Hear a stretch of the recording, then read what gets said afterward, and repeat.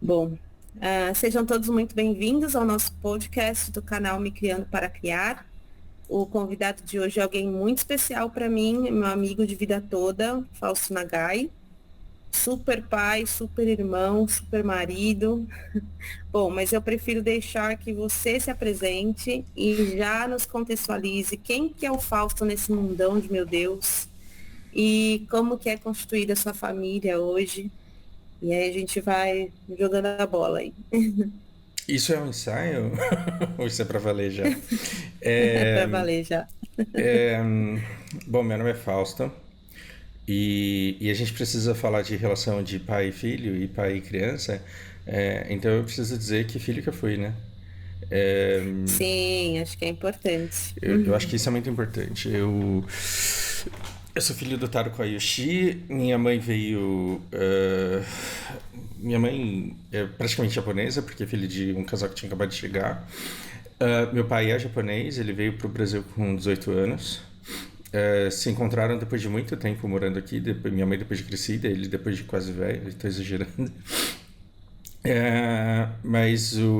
Minha mãe faleceu de câncer quando era um bebê de 1 ano e meio. E meu pai, o que vai fazer com uma criança de 1 ano e meio, tendo duas clínicas para criar, para cuidar, e duas crianças pequenas para cuidar, e sendo eu um bebê, né? Ele se apegou ao que ele tinha no momento, que era uma proposta muito boa, de uma funcionária de uma das clínicas dele de se apresentar como mãe legítima e cuidar dos filhos, como se fossem filhos dela. Isso resolvia todos os problemas dele. E aí eu sou fruto de duas famílias muito complexas, com muito resultado não só de estrutura psíquica da formação do cérebro, mas marcados por guerras que foram muito pesadas, e tiveram as construções e as relações familiares muito afetadas pela guerra, com uma brasileira de um contexto socioeconômico cultural completamente diferente. E eu sou fruto desse conflito, que é uma relação de proximidade, distanciamento, de culturas diferentes e de maneiras de pensar a educação diferentes. E tendo a minha irmã desenvolvido esquizofrenia no momento em que eu estava querendo me desligar completamente da minha família e esquecer que ela existia.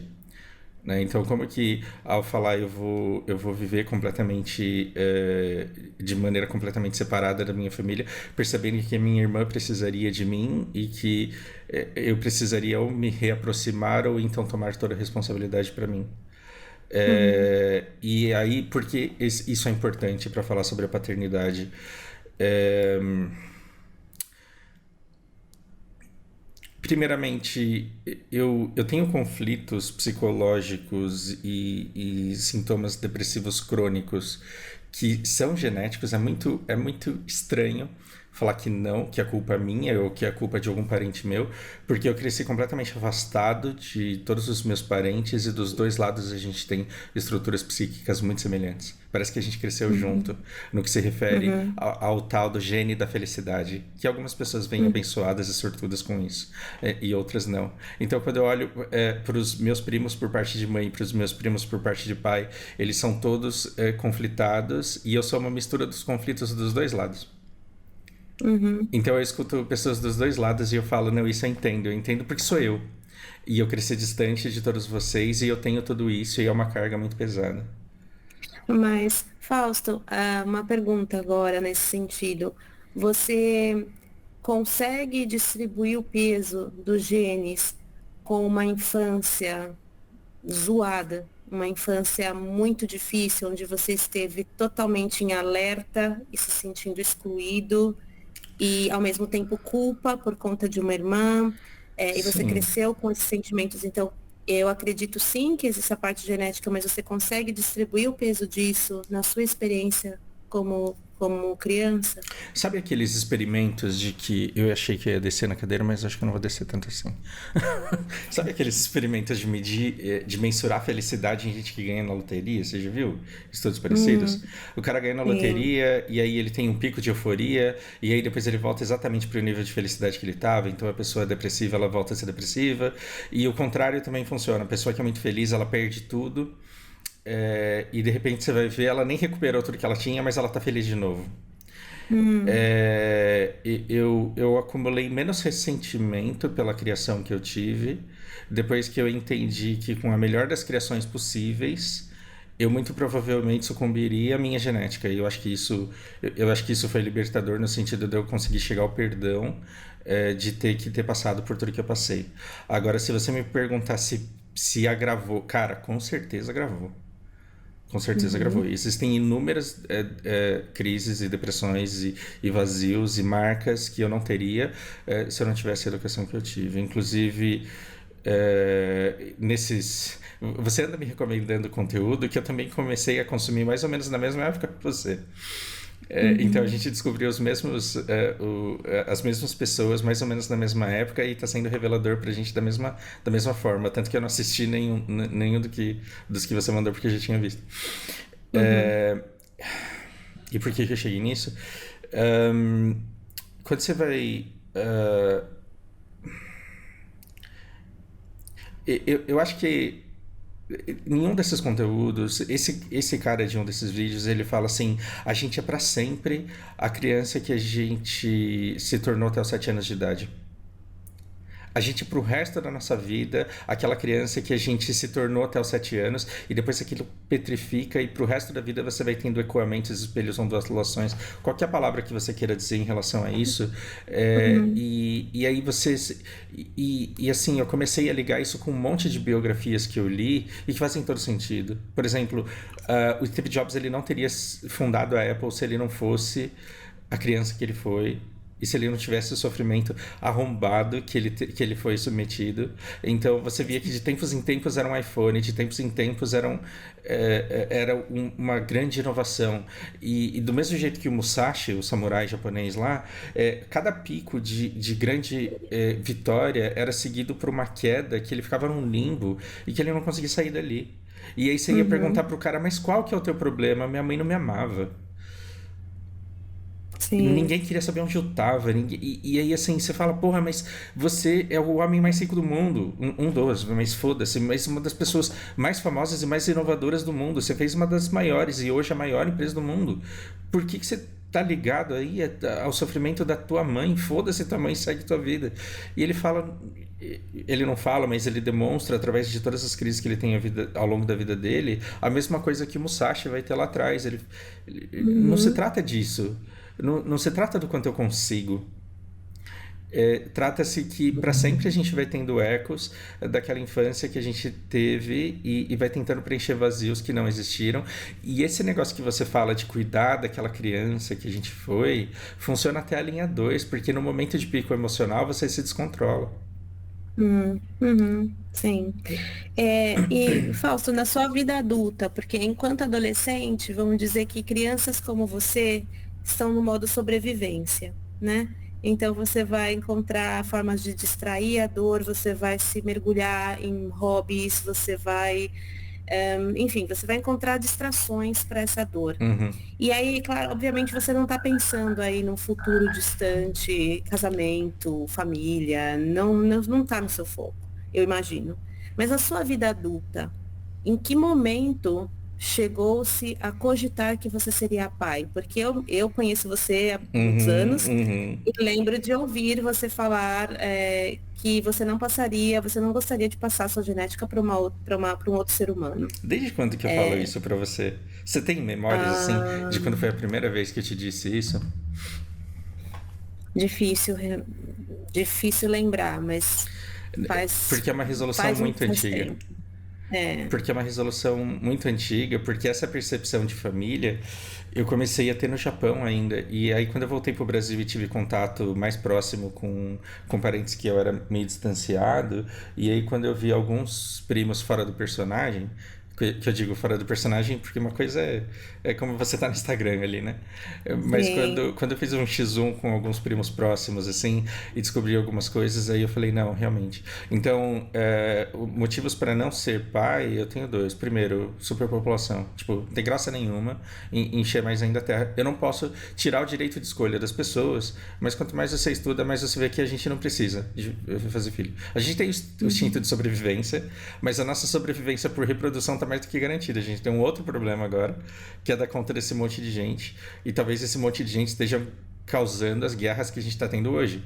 Talvez tenha interesse em eliminar parte das pessoas para os recursos continuarem, entre aspas, abundantes. Então, a gente não sabe como que vai estar o mundo daqui 20, 30 anos. Não. Então a gente tem que criar Eu soldados. diria até menos tempo. Eu diria Então, menos de década, a gente já não sabe. A pandemia fez com que coisas de 30 anos virassem 2 anos, né? Então, então, coisas que pareciam super distantes, como guerra pela água, estão mais próximas. Então, a gente literalmente tem que criar soldados. A gente não pode criar pessoas moles como nós fomos. Não estou dizendo que eu faço um treinamento militar com ela, não. Pelo contrário. Não quero eficientismo aqui na educação dela. Mas eu tinha essa noção de que eu não posso mais popular a Terra. Eu não quero passar minha genética adiante. Porque ter um filho implica que eu vou ver uma criança, mesmo que eu fique com um sorriso falso para ela a infância dela inteira, ela vai ter a minha genética e ela vai convergir para o meu estado, para um estado muito parecido com o meu. E talvez eu possa ajudá-la de uma maneira muito melhor do que o meu pai fez. Assim, não estou falando mal do meu pai, não é isso. Mas, assim, se eu tivesse um filho no Japão e meu filho estudasse numa escola japonesa e eu tivesse que falar sobre sentimentos com ele em japonês, para mim talvez seria muito mais difícil de alcançar do que as minhas conversas com a Alana aqui. E não se trata de fluência de idioma, trata-se de um distanciamento cultural e uma diferença de como que se vê o mundo mesmo. E a dificuldade de adaptar a sua bagagem para os personagens locais, para as histórias locais, para a cultura local. Para ele foi muito mais difícil, ainda mais tendo ele sido marcado de guerra como ele foi. Ainda assim, para mim vai ser muito duro ver um filho meu passando por crises que eu tenho e falar, cara, eu sabia que você ia ser desse jeito. E ter que dizer pro meu filho que ele, a não ser que eu escolha uma mãe muito boa, a Lari, por exemplo, talvez ele não seja feliz, jamais. E isso é muito difícil. Eu queria que os terapeutas falassem isso para as pessoas no primeiro dia de consulta.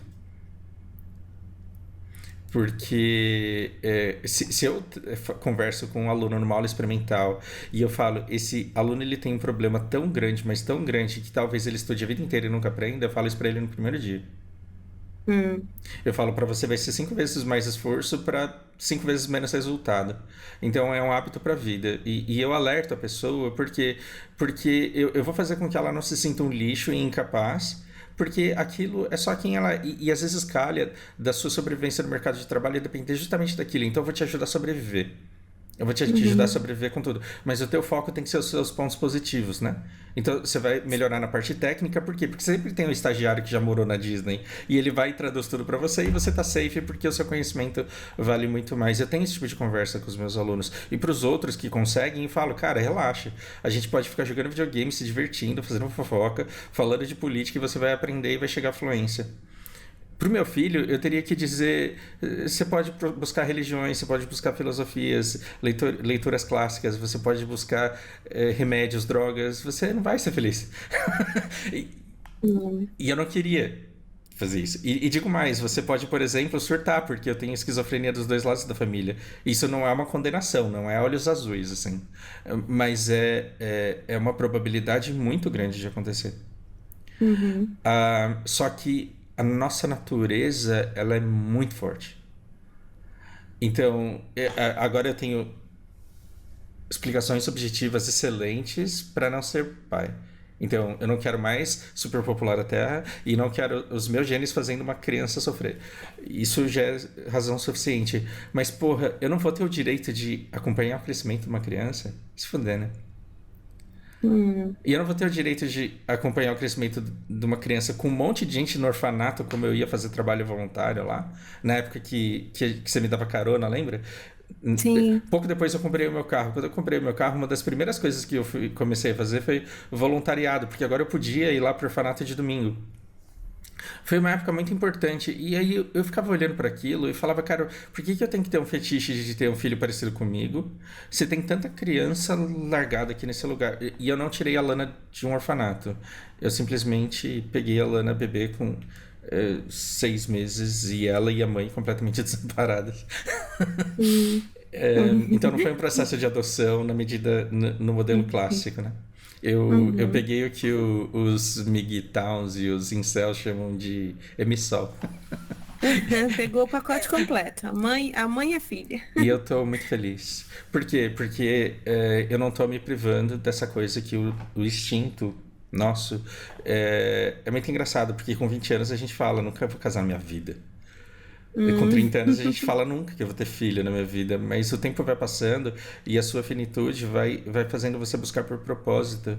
E tem coisas que tá escrito na nossa natureza que a gente deve passar. E a convivência com uma criança e o desenvolvimento de uma criança e ter um elo que foi construído pela convivência ao longo de muitos anos é uma coisa única. E eu não queria chegar com 60 anos e não ter um elo desse com alguém. E aí Uhum. é diferente dessa coisa corrente que eu odeio, que me dá nojo, do tipo, como que você não vai ter filho? Depois quem que vai cuidar de você? Uhum. Porra, eu vou colocar uma criança no mundo que vai ter 9 bilhões de pessoas em guerra, sem água, sem emprego, fudido de todos os lados, com pessoas se bombardeando e se fala, nossa, Fausto, como você exagera, os bombardeios estão aí, né? Os ataques estão aí. Eu vou fazer isso só porque eu quero que tenha alguém que cuide de mim? Não, eu acho que se um dia chegar ao ponto de não conseguir cuidar de mim é porque eu já vivi bastante. Tá bom já. Né? São Uhum. conversas que a gente não fala, né? Sobre a velhice, sobre a Sim. morte. Como meu pai ele tinha uma clínica geriátrica e eu ficava cercado de um monte de velho, para mim é natural falar sobre a velhice, sobre a morte, falar sobre a Uhum. finitude. E eu não quero gente na porta de uma clínica brigando e um acusando o outro de que não cuida do pai como deveria. Eu quero me cuidar, então também não é para isso que eu quero ser pai. Eu não quero ser pai para ter alguém que cuide de mim na velhice, mas eu quero ir embora deixando um legado que é como que eu pego todas as minhas experiências e não deixo que elas acabem comigo? Como que eu coloco isso à disposição de outra pessoa para ela usar caso ela queira? Uhum. Uhum. E, Fausto, a questão de do jeito convencional, quando você produz a criança, Uhum, né? uhum, Geneticamente você passa adiante, casa com alguém ou não, ou, enfim, engravida alguém. uhum, A gente consegue visualizar, em vários casos, aí, possibilidades de em qual momento esse pai se sentiu mesmo. Agora, a partir desse momento, eu já percebi que, assim, meu elo com essa pessoa é eterno e eu uhum, tenho uma. E aí o peso, não de forma pejorativa, por favor, não me entenda mal, mas uhum. o peso da responsabilidade, o peso da afeição, o peso, todo o peso que vai envolver essa relação que é ser pai, independente de ser biológico ou não. Em que momento você acha que sentiu isso? Porque a decisão foi tomada, não foi tomada de forma orgânica, vamos dizer assim. Foi uma decisão que você tomou racional. A Não, princípio, não? não. Você acha que foi diferente para você? Foi. Eu entendo que decisões racionais existam e eu não invalido, muito pelo contrário, eu até defendo. Eu acho que quando a gente tem autoconhecimento suficiente, a gente consegue identificar boas pessoas para fazer uma sociedade. E o que eu tô querendo dizer é: você pode objetivamente falar, eu me conheço tão bem, conheço você tão bem, que eu acho que casados nós faríamos uma família muito feliz e, se não feliz, porque eu falando de felicidade, mas funcional.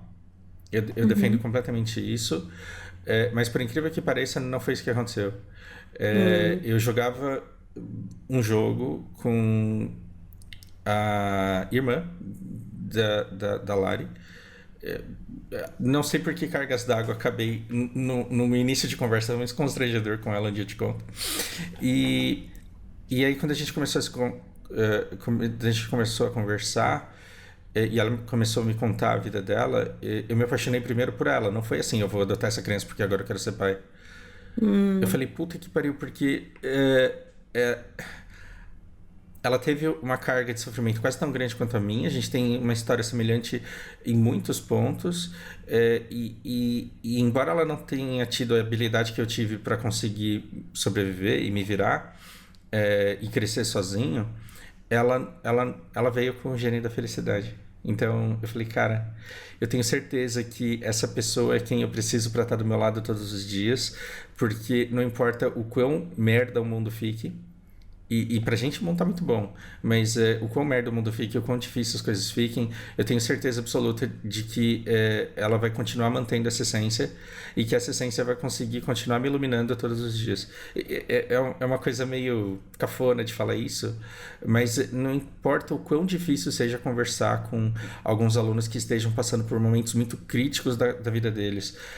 Quando eu volto pra Lari, parece que reseta a coisa. E aí o mundo ele deixa de ser aquela complexidade do universo do Leandro, ele deixa de ser a complexidade do universo do Cristiano, ele vira a coisa simples que é o que a gente tem junto. Então me dá um norte e me mantém simples de uma maneira que eu não achava que eu poderia conseguir com alguém. E essa simplicidade não é questão acadêmica, cultural, nada disso, é natureza mesmo. Imagina que se você tira a fala de todo mundo e deixa a gente se comunicando por mímica, a Lari ela tem uma natureza estável e feliz que é extremamente magnético para mim. Estávamos precisando dessa cafonice. E aí, assim... Muito bem colocado. Porque 10 anos atrás, eu tava na luta pelo ego de... Meu Deus, eu não sou só um professor de inglês, eu sou muito mais do que isso. Eu tenho muito mais para oferecer para as pessoas. E essas pessoas que eu conheço... E aí, como que você passa por esses filtros que a gente tem vergonha ou que a gente luta para ter? Tem um caso que eu preciso mencionar, cara. O chefe de um CFO que tá lá, que tá cuidando da parte de impostos da empresa. Empresa 100% brasileira, aí o cara tira férias, estende uma licença e vai fazer um curso em Harvard. Aí ele vai em Harvard e estuda impostos. Aí volta e coloca na parede do escritório dele: eu sou chefe de impostos e trabalhei e estudei em Harvard. Que caralho de imposto, de tributação que ele foi estudar em Harvard, que ele pode aplicar no Brasil, que não é uma jabuticaba. Imposto no Brasil é um jabuticabal. Então, o que ele foi buscar em Harvard, senão um valor simbólico, né? Do diploma. Do diploma. Do certificado. E como as pessoas querem serem vistas. E, basicamente, eu lido com isso todo dia, porque inglês é 80% valor simbólico no nosso mercado. Sim. Inglês para você é uma coisa, inglês para o mercado de trabalho brasileiro é outra coisa. É valor simbólico. É um acessório só. Porque os caras precisam provar, é um penduricalho merda, que você precisa provar que você é fluente, mas você nunca vai falar inglês. Aí você fala, não, inglês é muito importante, porque eu leio e-mail e respondo. Quem que não faz isso com o Google Tradutor hoje? E quem que pede um contrato? ChatGPT é ainda melhor. E quem que perde um contrato porque colocou um in no lugar de um at lá? Ninguém perde um contrato com um estrangeiro porque falou much no lugar de many. Então, é um penduricalho. As pessoas elas têm que estudar inglês para elas. E sim para ter o penduricalho que as empresas querem. Então, se para dar aula na IG eu tinha que estar com aquela camisa ridícula do como que era? Brooksfield? Então vamos pagar 700 conto numa camisa. Por quê? Porque é o símbolo que as pessoas querem, porque elas querem ser vistas num café com alguém que tem essa camisa, porque valoriza a pessoa dentro de todo um contexto de símbolos. Aí eu falei, cara, eu só tenho símbolo que me fode, eu sou professor de inglês.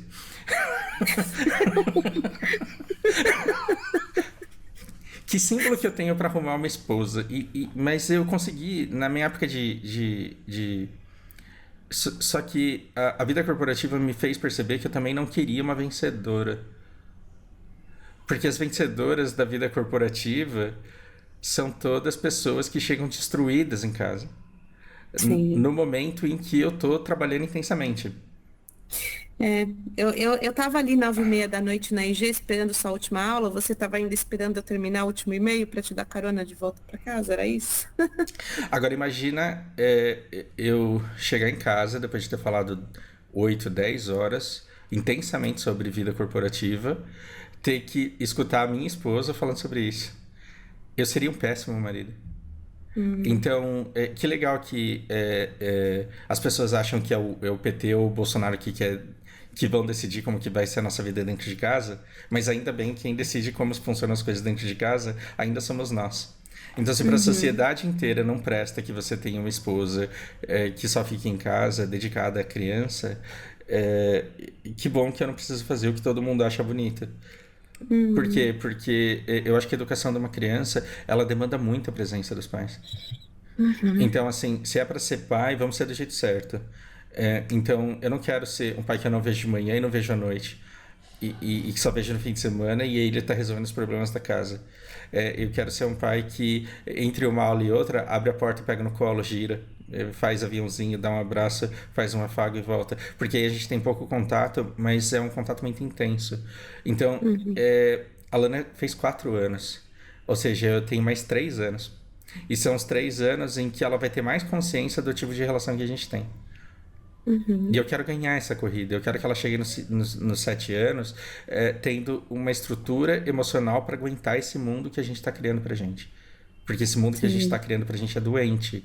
E a gente precisa de pontos de luz no meio de um monte de pessoa colapsando emocionalmente. A gente tem que ter gente com um sorriso genuíno. Porque sorriso falso, sorriso de coach, de psicólogo que vende livro, isso tem um monte. Mas sorriso genuíno de uma pessoa feliz de verdade, não tem. E quando você encontra, você fala, meu Deus, eu preciso ficar perto dessa pessoa. E a única garantia que a gente tem de sobrevivência é fazendo elos genuínos e saudáveis no futuro. Então eu quero que a Lana esteja preparada para lidar com um mundo onde as pessoas vão querer estar com pessoas como ela. Esse é o plano. Não é ela saber falar 5 idiomas, não é ela saber programar, não é ela saber construir um prédio ou fazer um submarino para ir para o fundo do mar. Não precisa que ela saiba fazer nada disso. Eu quero um adulto funcional feliz e a gente vai conseguir isso apesar desse autismo. Vamos falar um pouco desse autismo. Quando foi identificado o autismo nela? Ou se você puder falar um pouco, acho que para as pessoas, não sei, a maioria das pessoas ouvem cada vez mais frequentemente a palavra autismo. Infelizmente, esse número tem crescido muito. A gente não sabe se a medicina avançou para diagnosticar ou se sempre foi assim. E a gente pode falar disso também, mas focando na Lana, você consegue nos dar assim, uma aulinha sobre o que é o autismo, como foi no caso dela, quanto tempo vocês demoraram para identificar e os graus de autismo, no caso dela, qual é, e como vocês lidaram com isso desde o início, porque receber esse diagnóstico também é uma parte difícil do processo, né? Eu tenho uma história muito interessante para contar. Faltou eu falar a parte da magia com a Lana, né? Eu já estava apaixonado pela Lari quando ela me mostrou a Lana na tela do celular. E aí a gente fez contato visual e eu me apaixonei pela Lana no primeiro contato visual que eu tive com ela.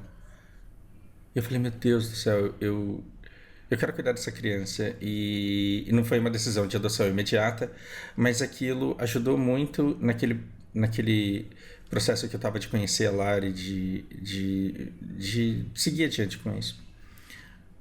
E eu sempre gostei de fazer esse contato, só que esse contato visual, ele não era de um bebê, vamos dizer, típico. Eu penso muito sobre muitas coisas sobre o autismo.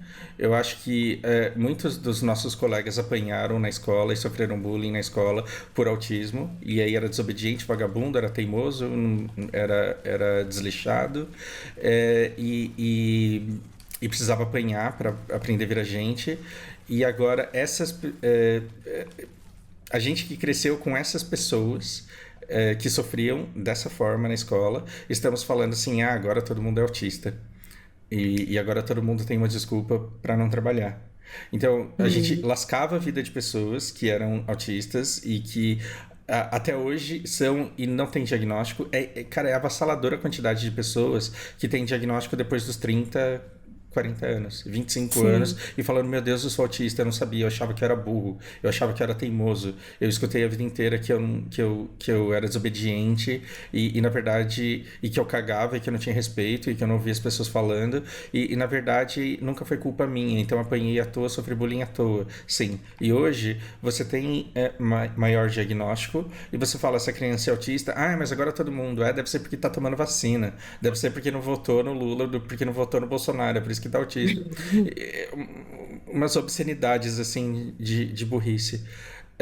Mas o que a gente tem é que um grande percentual da nossa população tem condições, vou falar chique aqui, neuroatipicidades.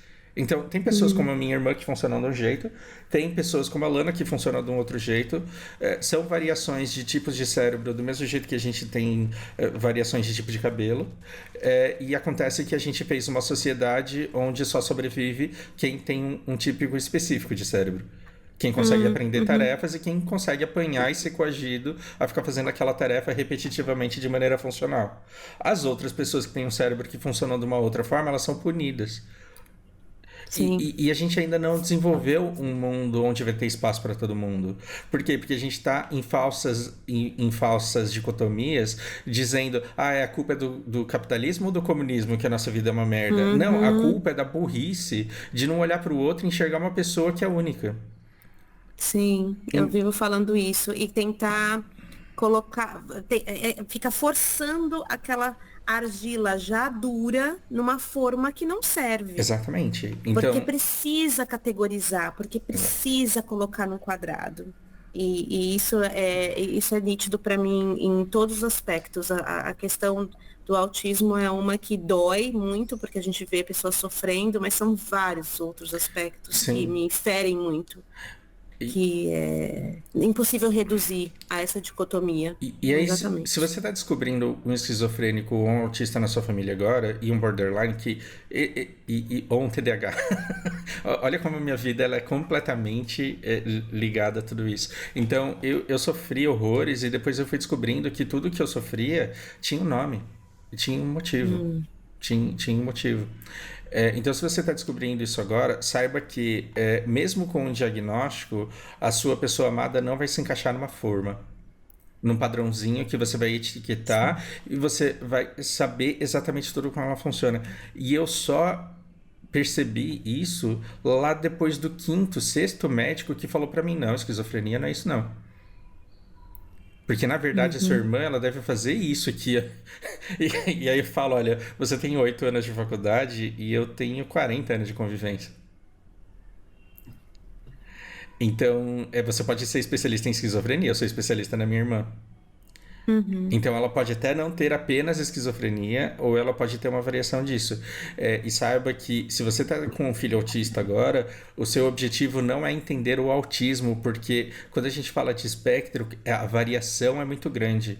Então, você não precisa ser especialista em autismo, você precisa ser especialista no teu filho, na tua filha, na pessoa que você ama, entender exatamente como essa pessoa funciona e se adaptar a ela. A Lari, ela tem TDAH. Se eu tivesse ficado com ela nos meus 20, 30 anos, o relacionamento não teria durado um mês. Mas é o amadurecimento e a experiência que minha irmã me trouxe, que a própria Lana me traz, para falar, não, é um jeito único, e dentro desse jeito único, eu consigo previsibilidade. E eu falo isso para Lari. Eu preciso saber o que eu posso esperar de você. E as coisas que eu posso esperar e que eu devo esperar e que não me agradam, eu posso me adaptar. Através de maturidade, eu posso me adaptar. Então, tem coisa que me tira muito do sério, que me aciona gatilhos de infância que me incomodam muito. Mas eu falo, não, de outra pessoa eu não aceitaria. Mas dela, porque ela é desse jeito. E não porque quem tem TDAH e não porque quem tem autismo e não porque quem tem... Não, essa pessoa, ela é desse jeito e eu posso esperar isso dela e eu vou ter que me adaptar a isso nela. Então, a Lana, eu tenho me tornado um especialista nela. Então, eu posso até não saber te dar um conselho que sirva para o teu primo, para o teu sobrinho, para a tua filha, mas eu consigo te dar exemplos de uma pessoa entre várias outras, muitas pessoas que seguem a um determinado padrão ao qual você pode se adaptar e por adaptação conseguir ter uma vida muito melhor. Porque aí, a hora que acaba o conflito, aí vem o usufruto. Né? Então, se você fica louco por causa da toalha molhada em cima da cama e aquilo é um conflito eterno, esse conflito vai ser eterno e ele pode arruinar o casamento. Ele pode arruinar uma relação de pai e filho. Agora, quando você racionaliza isso, entende e se adapta, e criam protocolos e, tipo, toda vez que eu ver a toalha eu vou fazer X. E vou esperar que essa toalha esteja aqui, porque afinal de contas é a natureza da pessoa. Estou dando um exemplo bem esdrúxulo, que você pode aplicar qualquer coisa. Aí ela deixa de tirar do sério. E quando você não está fora do sério, você fala, nossa, agora eu posso usufruir a presença, a companhia, e eu posso construir inúmeras outras coisas que eu achava que eu não podia construir porque a toalha molhada estava em cima da cama. Uhum. Então, a Lana, ela tem determinados comportamentos que faria com que pais desavisados ou diferentes ou de naturezas diferentes quisessem bater nela. E eu olho e eu dou risada, mas ela entende que não é uma risada de validação.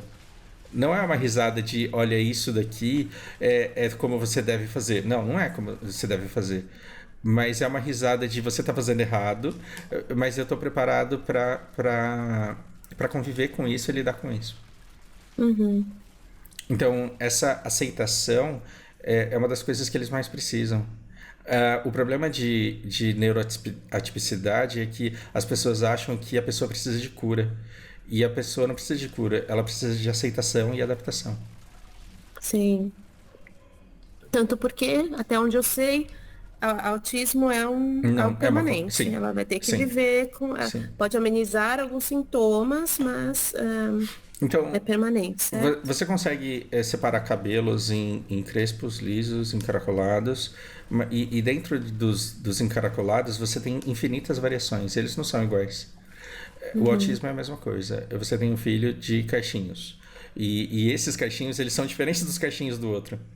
Então não adianta Uhum. você pegar 5 autistas e falar você está sendo autista errado. Você não é o autista que eu esperava que fosse. Exato. Isso é você criar um perfil ideal na sua cabeça e você tirar a Uhum. menina ou o cara do seu Tinder porque ele não é encaracolado do jeito que você gostaria que fosse. Não Uhum. existe isso. Você tem que aceitar o cabelo do jeito que ele é. Então a pessoa vai ver do jeito que ela é também. Uhum. E nem esquizofrenia, nem autismo, nem TDAH é burrice. Uhum. É, eu tenho inúmeros conhecidos, alunos, amigos, e que só estão onde estão, em TI, por exemplo, por conta de TDAH.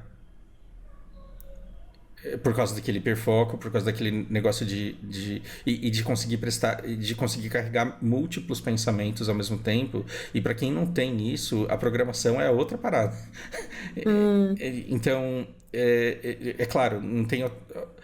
Eu estou falando isso empiricamente, eu não estou falando que eu tenha feito um estudo ou lido qualquer estudo a respeito disso. Mas eu tenho alguns traços também que fazem com que eu consiga escutar um vídeo ou escutar um livro acelerado em 3 vezes, jogando videogame e prestando atenção na movimentação na minha casa. Eu não acho isso normal. Mas eu tiro Uhum. vantagem disso, porque se eu sentar para ler somente um livro ou conversar somente com uma pessoa, talvez eu não consiga. Então, eu, Uhum. eu tô jogando um videogame aqui e tô jogando muito mal. Mas não é porque eu quero vencer a fase e porque eu te desprezo e porque o videogame é muito mais importante do que você na minha vida. É porque esse videogame que eu fico olhando pra ele e mexendo de vez em quando, ele é o que me mantém mais presente, prestando mais atenção no que você fala e conseguindo uma linearidade no meu pensamento, porque talvez eu não conseguisse organizar e dispor dessa forma se eu não estivesse fazendo isso. Eu não consigo jogar Uhum. direito. Eu tô jogando mal pra caramba. Mas a nossa conversa, ela tá fluindo. E eu dou aula fazendo isso. Só que a gente vive num Uhum. mundo... você contrataria um professor que fala assim, então, eu dou aula aí jogando videogame. Você se matricularia numa escola em que os professores, eles dão aula jogando videogame? Provavelmente não. Provavelmente não, sim. Mas aí É. quando você descobre que eu sou único e que eu tenho o meu jeito de funcionar e que eu funciono melhor dentro, seguindo determinadas condições, você fala, não, vamos ver se funciona. E se funciona é o que importa. Então se a Uhum. Márcia está funcional, se a Salana está funcional, a Lari está funcional, basta. Né? Você porque esse campo ideal de desenvolvimento, ele não existe. Não existe. Sim, sim, sim, verdade. E aí, pensando nisso, né? Como se a gente vai respeitar as peculiaridades de cada um, né? As especificidades de cada um, as limitações de cada um. como você chegou, de novo, né? Como que vocês chegaram a perceber que a Uhum. Lana era autista? E você consegue dar exemplos práticos para quem está nos ouvindo Sim, sim, conseguir sim, enxergar sim.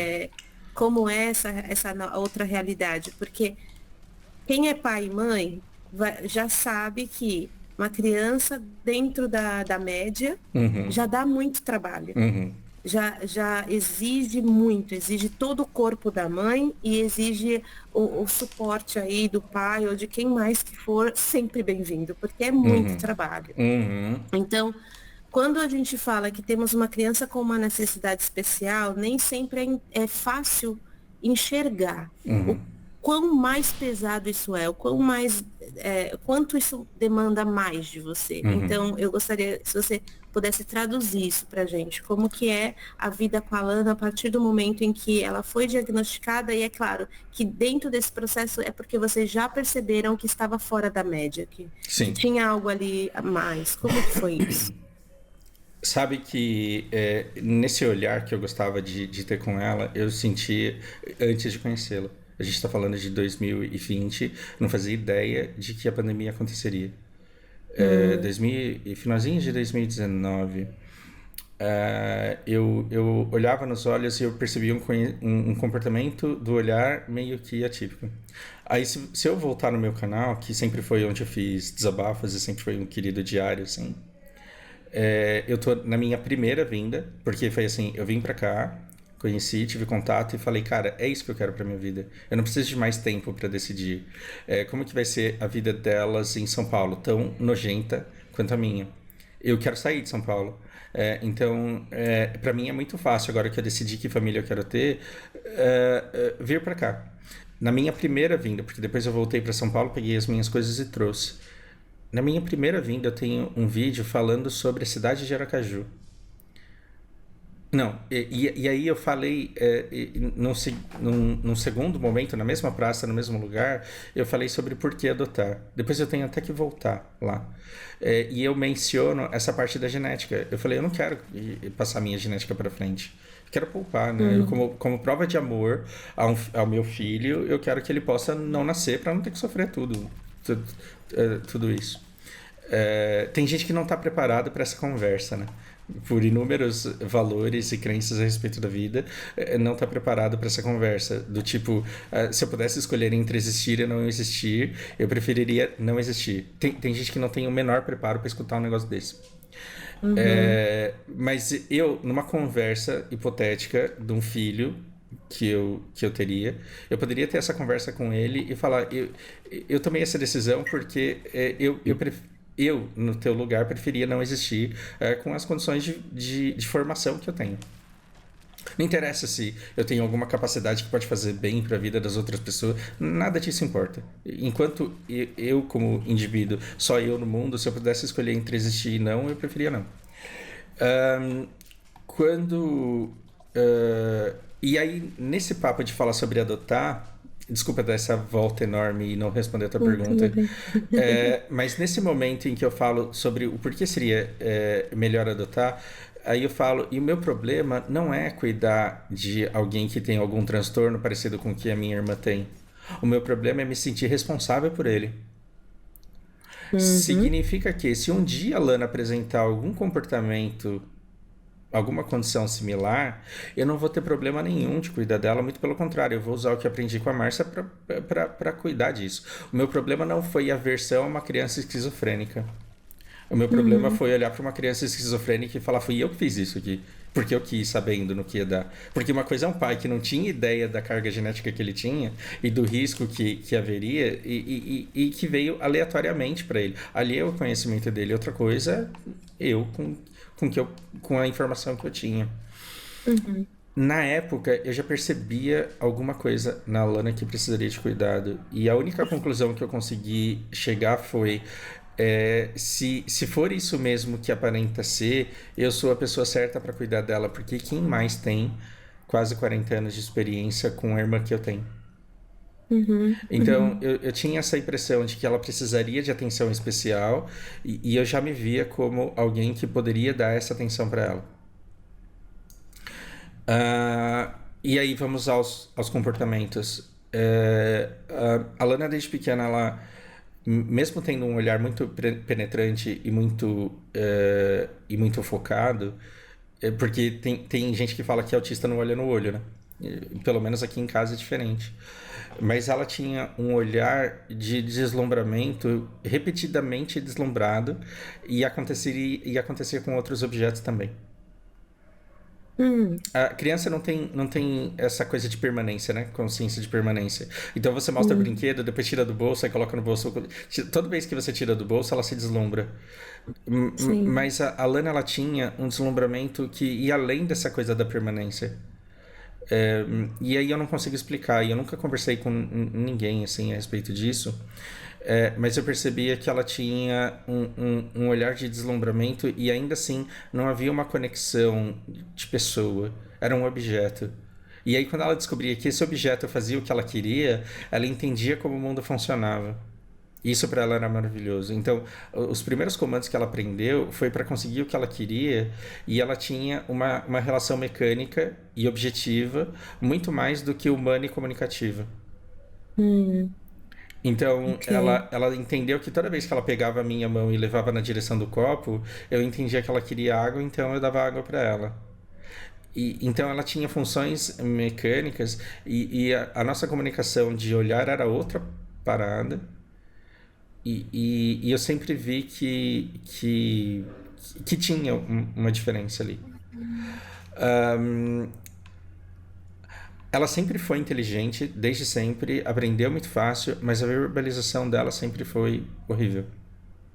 Hum, E aí foram os primeiros sinais. Então ela não falava, porque tem no. Quem está estudando sobre autismo agora já deve ter sacado aqui que são podas neurais. Aí eu não vou falar sobre isso, senão a gente vai devagar muito. uhum, Mas a Lana, ela sim. aprendeu a falar algumas palavras muito rápido, e depois ela esqueceu todas essas palavras, e ela fez avanços muito grandes, e depois ela perdeu todo esse avanço, e depois ela começou a aprender palavras, mas aí ela tinha a palavra da vez, e aí ela tinha colalia. Ou seja, se a palavra era papai, então ela esquecia mamãe. E se a palavra era ela Hum, mamãe, ela esquecia teto, que ela gostava de falar. ela E, excluía para como se tivesse pra, substituir aquela palavra. substituindo, e depois tinha um deslumbramento com a palavra nova. Então lembra que eu falei que ela tinha um deslumbramento como se fosse a primeira vez? Quando ela aprendia uma palavra nova, para ela era incrível. E talvez eu tenha essa percepção só porque eu inseri idiomas, tá? Quando eu Uhum, ensinava uma palavra nova para ela, ela imediatamente substituía a outra, e ela tinha um deslumbramento com a palavra nova. Mas a relação de objetos e de funcionalidade de objetos, ela sempre teve desde pequena. Ou seja, não era burrice, não é o que se chama de não. deficiência mental, nada disso. Eram problemas com articulação de palavras mesmo. Então, movimentos e sequências que davam em alguma coisa, eu ensinava uma vez. Aí ela ficava obcecada por aquilo e ficava repetindo, e depois que ela dominava, ela perdia a obsessão. Então, tem autista que é obsessivo e tem toque. A Lana, ela não tinha toque, ela tinha genuína curiosidade. Só que aí depois ela substituía por outra coisa. E a permanência dos movimentos mecânicos não se refletia na fala. Na fala ela perdia imediatamente. Ok. Aí vieram outras coisas, movimentos repetitivos ela tinha. Se bater como forma de controle, ela teve um pouco durante um Hum, curto período, a gente conseguiu controlar. Andar na ponta do pé, que é uma coisa que é um dos traços também, ela fazia. E é engraçado, porque no começo eu associava esse ficar na ponta do pé pelo fato do berço dela estar com a grade na altura dos olhos dela, então ela ficava muito tempo na ponta do pé para poder me ver trabalhando do lado dela. hum, E a minha mesa, quando ela começou a andar, ela só conseguia ver o que tinha em cima da minha mesa se ela ficasse na ponta do pé. Demorou para eu entender que em qualquer lugar ela ficava na ponta do pé. E calma, hum, porque andar na ponta do pé não é uma condenação de autismo, pelo amor de Deus. Pode ser um traço aleatório de uma criança qualquer, mas é um sim. dos traços que faz parte de todo um espectro de cabelo encaracolado. Também não Uhum, estou dizendo uhum. que o seu cabelo encaracolado é autista, espero que você tenha entendido isso, porque Está explicando. você não entendeu isso, é melhor parar. É. Ahn, e aí tá, o que a gente faz com isso agora, né? Então, eu vou dar outra dica para vocês pais de autista, a gente vive numa dinâmica muito perversa. E antes de você sair falando mal do capitalismo, que o mundo devia ser comunista, que o mundo devia ser qualquer coisa, é preciso entender como as coisas funcionam de fato. Se você vai para o SUS, é eficientismo no máximo. Então, o cara ele tem que produzir muito, dar conta de atender muita gente, ele nunca vai ter tempo e ele vai tentar te dar diagnósticos definitivos que resolvam o seu problema, e esse diagnóstico eventualmente pode estar errado. Eu sou um tremendo defensor do SUS, e eu acho que o SUS ele é melhor do que a rede particular em muitos pontos, e talvez o autismo seja um deles, exceto pelo efeito mercadológico de consultas. Pai, mãe, se você paga um plano particular, se você não tem uma empresa que paga para você e aí você não sente o dinheiro saindo do seu bolso. Se você paga do seu bolso um plano particular, você tem que entender, ou não, se é a empresa que paga para você, você tem que entender o fluxo de caixa para você entender a dinâmica de como a coisa acontece. Então, você não é cliente, você é produto. Você não é cliente do Facebook, você é produto. Eles vendem você para o anunciante. Você não é cliente do plano de saúde. Você é produto Digo. Eu me embaralhei agora porque eu fui tentar fazer uma analogia e aí eu fui longe demais. Quando você paga um plano de saúde, a clínica, ela não quer o consultório, e talvez seja muito cruel com profissionais da área de saúde do particular. Me desculpa se isso for ofensivo, mas não necessariamente o estímulo econômico é te curar. O estímulo econômico é manter você fidelizado. Ou seja, o cabeleireiro, ele vai te tratar bem no primeiro dia que você vai lá, não é porque ele está interessado naquela grana que você vai dar para aquele dia. Quando você vai no cabeleireiro pela primeira vez, ele vai te tratar muito bem porque ele quer que você volte. Se você gostar dele, você volta todo mês. Agora, imagina você aprender fisioterapia, e não estou falando mal de fisioterapeuta.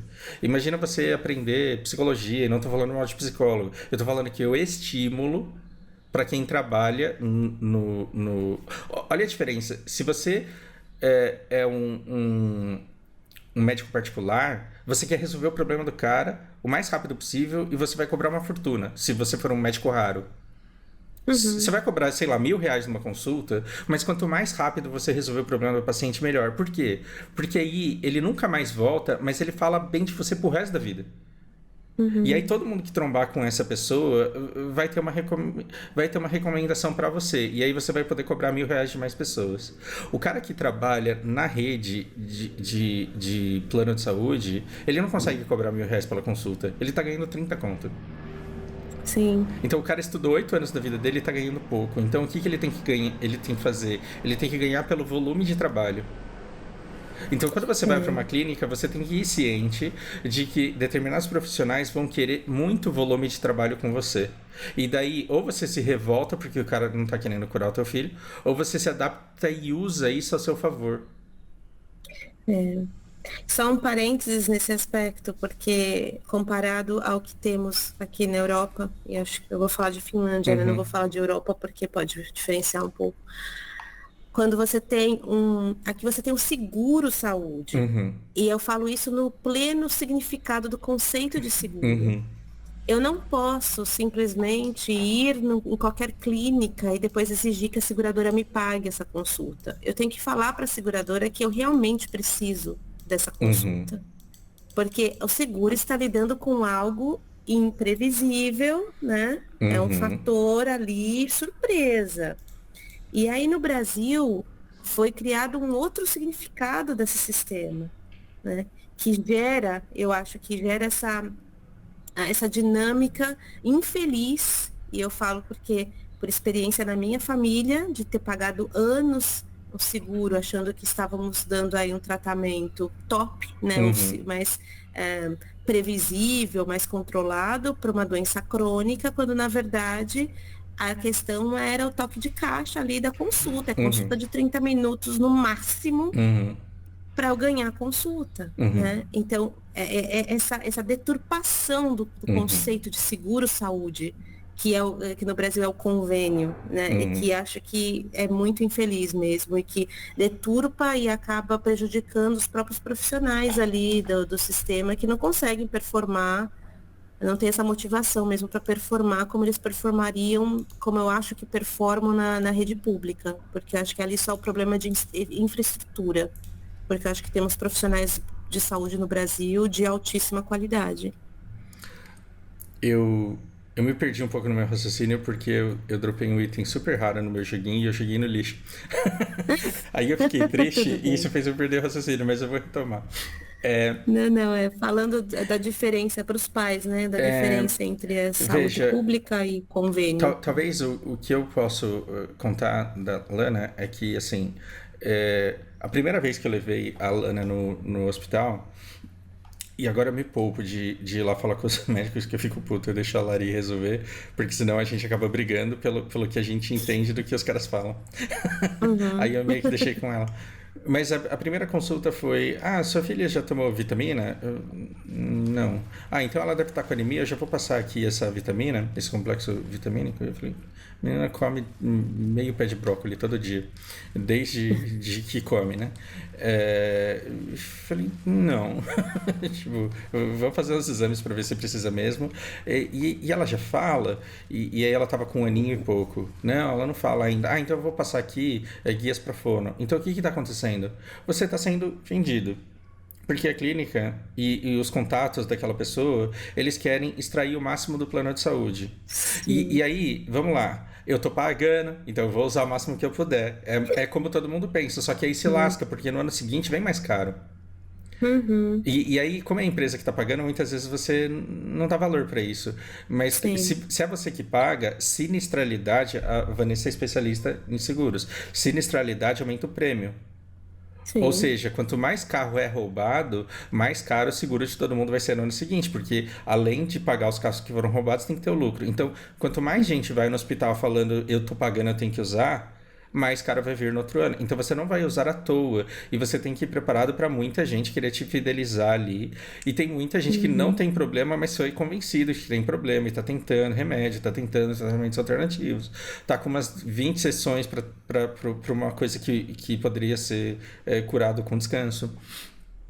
Mas no caso da Lana, ela é autista. Ah, então aqui, olha, toma não sei quantas sessões pro fono, não sei quantas sessões pro psicólogo, não sei quantas sessões para não sei o quê. O que estão fazendo? A Lana virou o produto que eles têm e estão vendendo isso pro plano de saúde. Sim. Você tem que tirar vantagem disso, dessa dinâmica cruel, porque você nem pode sair gritando para todo mundo que a gente deveria ir muito menos no hospital do que vai, e se informar e tomar conta da nossa própria saúde e procurar os profissionais em caso de real necessidade para um tratamento que fosse funcional, para você não perder o seu tempo passando 4 horas da sua semana em clínica, só porque falam que Uhum. você precisa ir. Esse seria o ideal. Agora, para uma criança autista, você ter um apoio profissional ensinando ela coisas básicas que você deveria ensinar em casa pode ser extremamente transformador. Então, a Hum. Lana tem sessões de terapia e a Lana tem sessões de fono, em que uma profissional fica o tempo inteiro falando para ela: que bom, pega aqui, né, traz para cá. Essas coisas básicas eu poderia ensinar em casa? Sim, mas é muito pesado para quem está emocionalmente envolvido com a criança. Então, Uhum. apenas caso você possa propiciar isso para sua criança, propicie. Então, quando escutam assim, olha, sua filha precisa de não sei quantas sessões para fazer não sei o quê, e eu analiso e eu vejo que aquilo vai ajudar para ela, vai. Ah, mas vai ter que ficar indo na clínica. Não tem problema. Ah, mas eu poderia estar fazendo isso em casa. O profissional está fazendo melhor. Porque ele se especializou naquilo e ele não tem esse vínculo emocional forte. E aí sobra o tempo produz o fruto. Então, o que eu faço quando eu brinco com a Lana? Eu colho os frutos do que a terapia foi lá e plantou. Uhum. Então ela Uhum. testa dinâmicas de fala, ela testa dinâmicas de atividade, e aí eu vou fazer essas atividades que ela teve lá e falando, nossa, tá vendo como funciona? E consolida.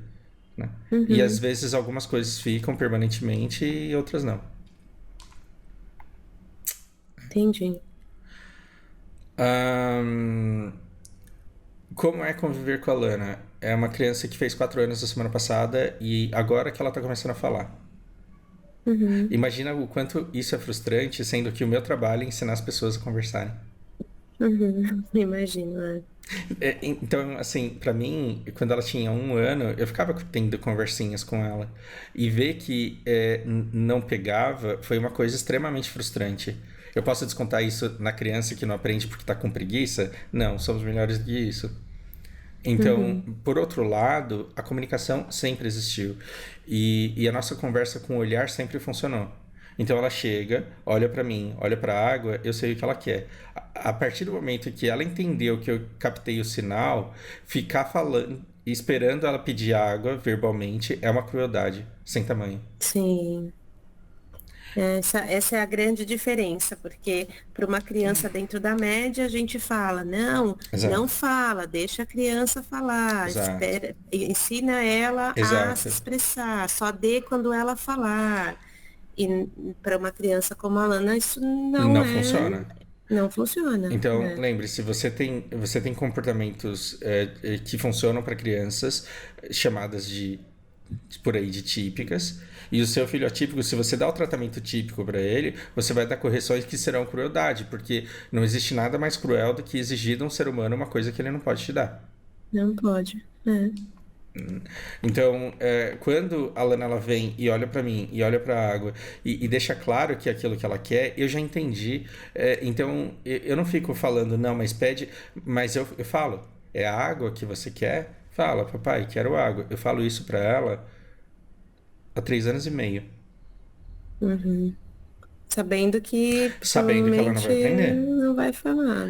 É a água Talvez que daqui você mais um quer? ano. Fala, papai, quero água. Aí ela convive com uma criança e olha que interessante.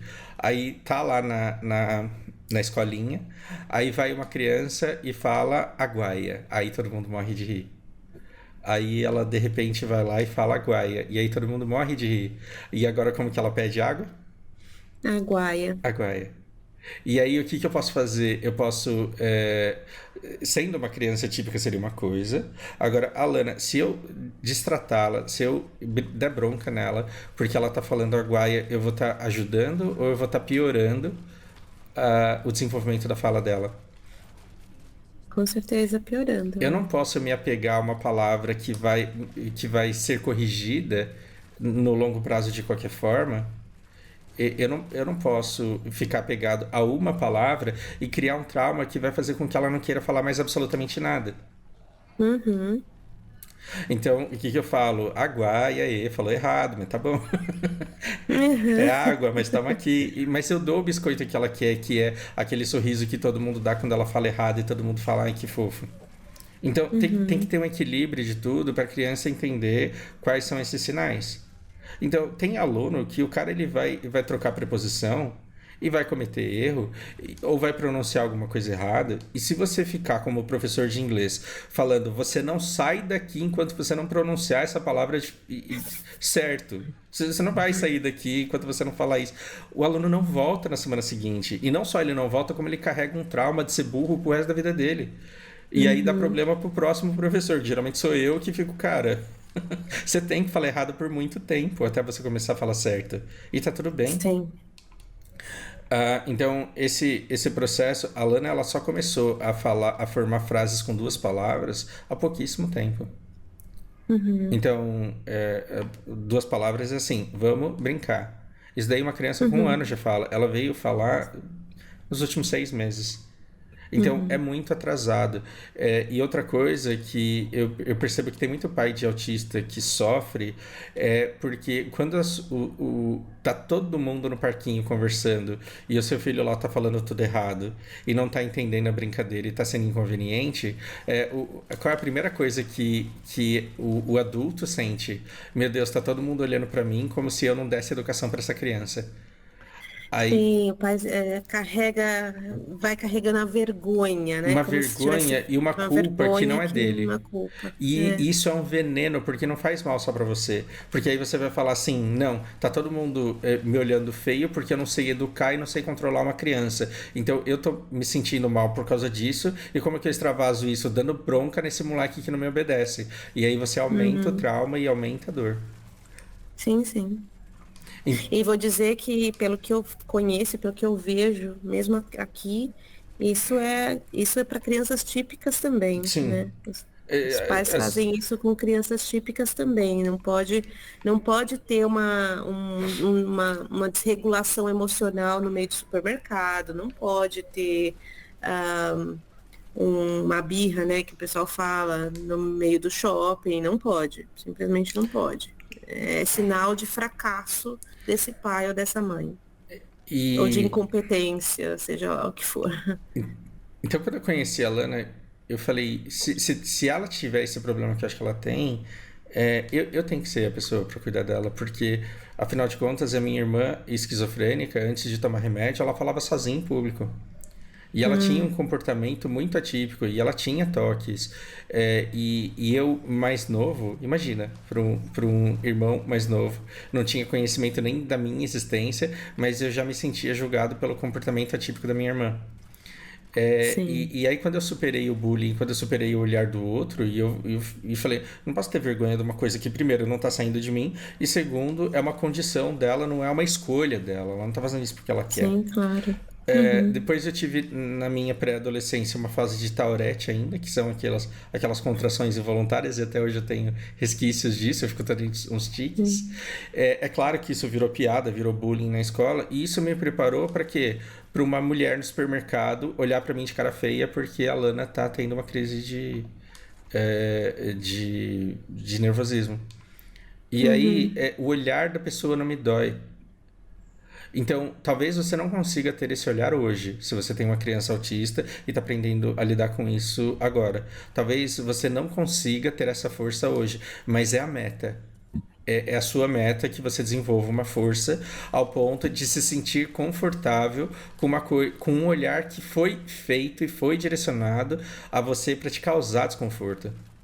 Porque sim, quando a mulher no supermercado, ela olhou pra Lana dando chilique e olhou feio pra mim, fez uma cara de nervosa, do tipo, você não sabe da educação pra essa criança, ele teve por objetivo me constranger, fazer eu me sentir mal, porque essa pessoa achou dentro da base do universo dela que seria uma maneira de me dar estímulo, querendo o meu bem, querendo o bem da criança, portanto ela estava me ajudando. sim. Então, eu agradeço essa vontade dela de me orientar, mas obrigado, eu estou bem orientado. E eu falo: ela é autista. É, você sabe como funciona? Se não souber, procura no Google depois, é interessante. Uhum, Então, essa leveza de não. E aí, assim, é claro, você vai ter que ter o cuidado de buscar ambientes que estejam preparados para elas se comportar desse jeito. E se esse lugar não existir, você vai ter que criá-lo. uhum. Então, Essa é a parte mais essa é a difícil, parte mais talvez. difícil, porque assim, a gente aqui tem condições de pagar uma escolinha que está entre as melhores particulares do bairro. Não é toda a família que tem isso. Lá, eles são Sim, conhecidos por conseguirem ter orientador para criança com essa condição e de terem resultados muito bons, como de fato está tendo. Mas e se não tivesse? hum, Então, a gente acha que da porta para dentro os pais não têm que ter influência. Eu discordo. Você tem no mínimo que saber o que está acontecendo lá dentro. E se o sim. ambiente não estiver saudável para o teu filho, você tem que tentar fazer, você tem que fazer o seu melhor para alterar nesse ambiente. Ah, mas eu trabalho, cara, dá seus pulos. E vai, Sim. olha, eu preciso. Como que a gente explica pro professor, pro diretor, pra inspetora, pra servente, pra assistente, pra todo mundo que essa criança ela tem determinados comportamentos que significam determinadas coisas. Então você tem dois caminhos para seguir aí. Primeiro, se certificar de que todo mundo conseguiu dar um Google em autismo e entender o que é. E segundo, passar as especificidades únicas do teu filho ou da tua filha. Uhum, Então é muito importante eu saber que as pessoas sabem o que é autismo e depois de saberem o que é autismo, olha, a Lana, ela é assim. Isso é importantíssimo, por quê? Porque aí as pessoas elas já sabem o que esperar. É claro que, do mesmo jeito que Sócrates dizia, você não vai conseguir fazer parto, você boa parteira, não vai conseguir fazer parto em quem não está grávida. Então vai ter gente que não vai estar interessado em saber. E vai ter gente sim. próxima da sua família que você vai tentar explicar o que é autismo e vai falar: não, isso é falta de apanhar. É Uhum. normal ficar tratando a criança como doente, vai ser doente mesmo. Você tem que tratar a criança como normal. E aí você tem que preparar o seu espírito para escutar essas pessoas falando e não esfregar a cara delas no asfalto. Vai te dar vontade, mas você não pode fazer isso. Por quê? Porque É. mesmo o tratamento cruel de tem que bater, tem que ensinar, tem que maltratar, tem que tratar como pessoa normal, tem que exigir, ele está vindo dentro de um repertório muito limitado que a pessoa tem, e dentro desse repertório limitado, a pessoa está querendo o melhor para essa criança e para você. Uhum. Então, é se apegar à intencionalidade da pessoa e ignorar o monte de merda que as pessoas falam todos os dias, o tempo todo. Sim, fato. Né? Então, eu cheguei nesse ponto. Eu não consigo, não que eu queira, eu não consigo ter raiva de gente que fala merda sobre autismo e sobre a condição da Lana. Então, quando chega uma pessoa e fala assim, a Lana não tem nada, você que fica tratando ela que nem doente, eu lembro de quantos anos eu escutei as pessoas falando isso a respeito da maneira como eu cuido da minha irmã. Uhum. Então, todas as vezes que eu falo que a minha irmã me preparou para cuidar bem da Lana, não que eu possa afirmar que eu cuido bem. Eu fico jogando videogame enquanto ela fica toda carente. Uhum. Mas foi justamente as coisas que eu aprendi com a Márcia que me permitiram tancar tudo isso, né? Lidar com toda essa pressão externa e não surtar, porque eu estou bastante tranquilo com os conhecimentos que eu tenho e com a força que eu desenvolvi para lidar com isso. Uhum. Coisas que doem, coisas que partem o coração. Um monte de criança brincando e o seu filho não entende a brincadeira. Sim. Por outro lado, todas as crianças dançando que nem uns japonês e a sua filha dançando bonitinha porque ela se desenvolve, porque ela tem uma coordenação mais desenvolvida. A Lana, ela tem Uhum. neurônios espelho que ela vê um desenho animado e ela imita perfeitamente o que acontece. Então não é burrice, ela só vem com os pontos de habilidade distribuídos em árvores diferentes. Sim, sim. Então, ela tem problema de comunicação? Tem. Mas a cognição dela é fantástica. As conclusões que ela tira e os conhecimentos mecânicos que ela guarda, com 4 anos, ela faz desenhos que eu não fazia com 10. Acho que o maior presente que você dá para ela é ela poder ser quem ela é, porque ela vai apresentar que tesouro ela tem. Uhum. Ela já está apresentando, ela vai só poder viver isso. E, e que ela não. O que para os outros é um defeito, para ela vai ser um tesouro. E que o amor ele não precisa ser conquistado com performance. E eu acho que isso é um crime Exato. que os pais, por amor, acabam cometendo com a criança. Do Sim. tipo, come pra me deixar feliz, aí a criança vira uma obesa. Né? Uhum. Estuda para me deixar feliz, aí a criança só estuda e só agrada todo mundo a vida inteira e não entende por que a carreira dela não deslancha, porque ela não sabe lutar pelo que ela quer, porque aquilo que ela quis nunca foi respeitado. E às vezes nem é só pelos pais, né? Eu vejo muito essa coisa de tem que fazer assim porque a família quer, tem que estar presente em tal coisa, porque senão é parte do protocolo. E você vai sacrificando a criança para agradar todos os outros em sua volta, Uhum, né? Então, eu ficar quieto, se comportar, uhum, né? E aí o preço que a gente sabe hoje que as crianças estão pagando é o celular, né, na mão. sim. A criança não pode fazer barulho, pronto, está incomodando. Pega o celular e dá na mão da criança. Uhum. Ahn, que mais? Eu tenho algumas coisas que eu considero muito importante e que não dar comida como recompensa, jamais. Uhum, Porque senão a criança ela entende que essa recompensa ela tem que ser usufruída. Aí vai comer doce quando não tá com vontade, porque ela merece, porque ela fez algum trabalho que foi muito importante. E que me deixou com sim, muito orgulho. Tem coisas que ela tem que fazer porque tem que fazer. Escovar os dentes tem que fazer. sim. Não é faz porque aí você vai me deixar feliz ou faz porque eu tô Uhum, mandando. Não, tem coisas que devem ser feitas. E ao longo do tempo ela vai entender que é pro bem dela. uhum, sim. Mas sabe que no meio das minhas sinapses confusas, eu estava falando que eu não queria alguém, uma vencedora da vida corporativa, porque às vezes você pega uma pessoa que apanha tudo que tem que apanhar e aí mostra o resultado que tem que mostrar. Esse resultado ele vem em forma de promoção. Então, tecnicamente, a pessoa tá no auge, mas em termos de autoconhecimento e de realização pessoal, a pessoa está vazia e destruída. Então, de novo, eu não vou sacrificar a infância e a adolescência da Lana só para ela se esforçar 3 vezes mais do que os outros, para ela competir pela vaga por qualificação nessas métricas que a gente tem de educação. Eu vou confiar mais que ela vai saber usar o ChatGPT e o Google, e vou tentar fazer com que ela desenvolva outras coisas que ela considera importante para fazer as coisas que ela quer. E eu estou trabalhando para que, caso ela não consiga ser uma tremenda ganhadora de dinheiro, que pelo menos ela seja funcional e plena dentro das limitações dela. Então, como que na abundância a gente vive com pouco, para ela saber a diferença entre aquilo que é essencial e aquilo que tem puramente valor simbólico. Porque quando ela vai nas clínicas que ela vai, as mães lá estão fazendo competição de valor simbólico, né?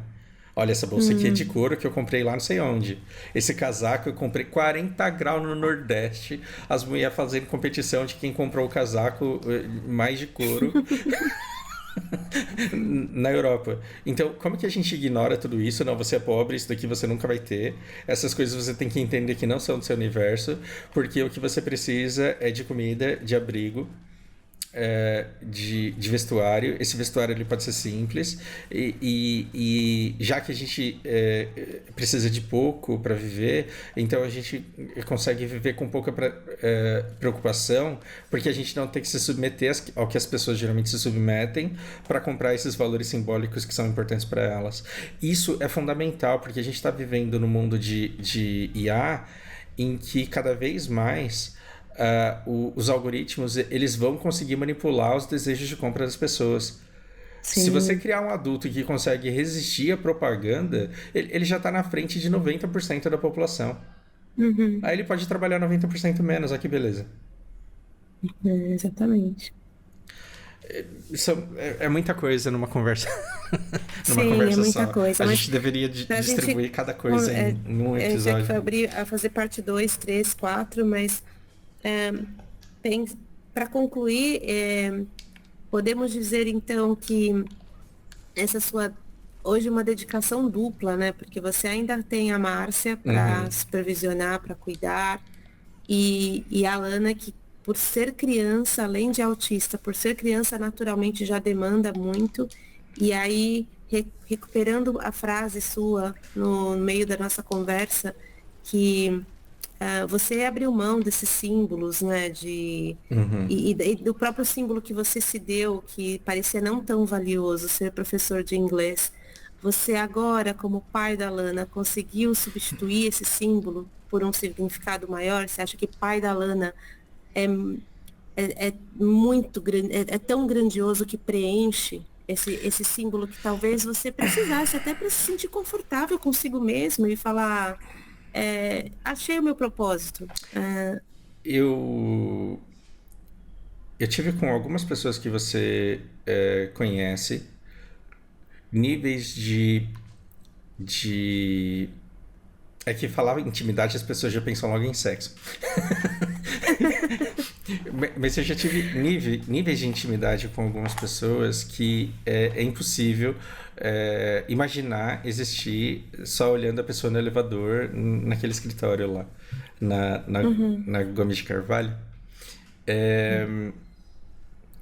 Eu entendi muito cedo que no meu trabalho o real valor ele não pode ser escalado. Ou seja, não dá para produzir em massa, não dá para vender um curso no Hotmart ou no site. E ele também não pode ser mensurado. E às vezes nem a pessoa consegue mensurar. Então, eu já tive alunos que me procuraram 5 anos depois. E eu só consigo entender e receber isso porque eu tive isso com o Takeuchi, que foi meu chefe no Japão, assim, e com algumas outras pessoas também. Mas Nossa, eu queria te agradecer porque uma coisa que você me falou lá atrás só fez sentido agora e agora eu tô colhendo os frutos do que eu aprendi, do que eu entendi muito tempo depois de você ter me falado. Uhum. Então, eu vou encontrando pessoas que vão me mostrando o tempo inteiro que existem valores entre nós que só existem entre nós, e que a gente não vai conseguir contar para alguém que isso existe, e eu não consigo colocar isso numa propaganda. E o fato Sim. de eu estar desde 2010 sem ter que fazer propaganda de curso, né? Eu nunca precisei falar, gente, alguém está precisando de aula aí, porque a minha agenda sempre esteve cheia por recomendações dos outros. Então, demorou muito tempo para eu entender isso, mas que eu tenho um valor que eu não consigo mensurar, eu não consigo pontuar, eu não consigo mostrar quais são as minhas métricas de satisfação de cliente num site. Mas eu tenho Uhum. relações muito próximas com os meus alunos, que às vezes não são tão fortes assim, mas que às vezes são muito profundos. Isso, no começo, eu surtava, porque eu falava, como que eu posso cobrar a aula do Leandro, por exemplo? Não é moralmente Uhum. honesto fazer isso. Do Felipe, que me ensina um monte de coisas sobre tecnologia, de um monte de alunos que têm as áreas de especialização deles, e é literalmente uma troca. E eu falava, cara, como que eu posso cobrar um negócio desse? E, e hoje eu já consigo entender melhor qual que é o valor desse, entre aspas, produto que eu vendo e a diferença da amizade profunda que eu tenho no processo de entregar esse produto. Uhum. Então, eu, Uhum. eu, eu tenho um serviço que é a aula de inglês, e no processo de entrega desse serviço, eu acabo gerando uma amizade que dura pra vida. Mas manicure também é assim, cabeleireira também é assim. Não é porque você é super amiga da sua cabeleireira que você não paga ela. Sim. E hoje eu consigo entender, então eu estou muito bem resolvido nessa parte profissional, e aí parece que quando eu me resolvi na parte profissional, a parte pessoal foi automaticamente resolvida, porque a minha única Hum. preocupação com símbolos era dentro do âmbito de trabalho. Sim, Então, ok. é Uhum. para ter o próximo aluno que eu preciso chegar num carro bom, e chegar numa camisa cara. Depois que eu resolvi esse lado, eu tenho alunos que eu nunca vi em câmera. E propositadamente eu faço isso. Eu tenho alunos que eu nunca vi em câmera e que eu nunca encontrei presencialmente, e a gente é extremamente próximo. Hum. Então, justamente para quê? Para a gente se desvencilhar de todas essas coisas que fizeram com que a gente fechasse a câmera hoje pro que a gente vai publicar.